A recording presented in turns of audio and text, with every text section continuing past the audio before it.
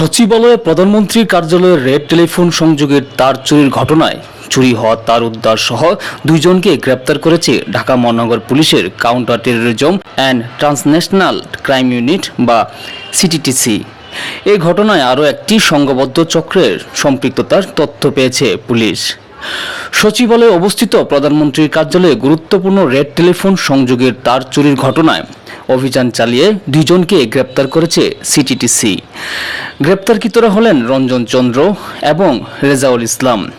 Police জানায়, সম্প্রতি সামাজিক যোগাযোগ মাধ্যম ও গণমাধ্যমে আলোচিত এই ঘটনার তদন্তে সিটি ইন্টেলিজেন্স অ্যানালাইসিস বিভাগ কাজ শুরু করে। তদন্তে প্রাপ্ত তথ্য ও গোয়েন্দা নজরদারির ভিত্তিতে সচিবালয়ের আউটসোর্সিং কর্মী রঞ্জন চন্দ্র সহ কয়েকজনকে জিজ্ঞাসাবাদ করা হয়।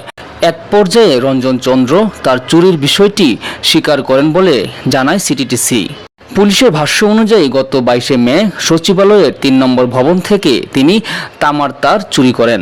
পরে রাজধানী ঢাকা বিশ্ববিদ্যালয় এলাকার একটি ভাঙ্গারি দোকানে প্রতি কেজি 600 টাকা দরে এসব তার বিক্রি করেন।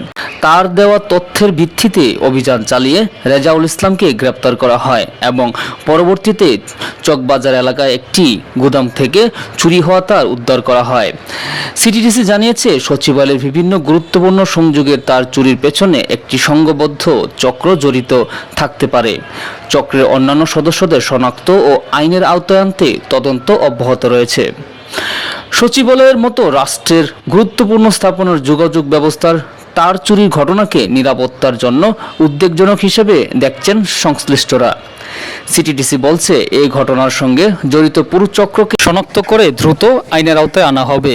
রানা আলিফ, ঢাকা।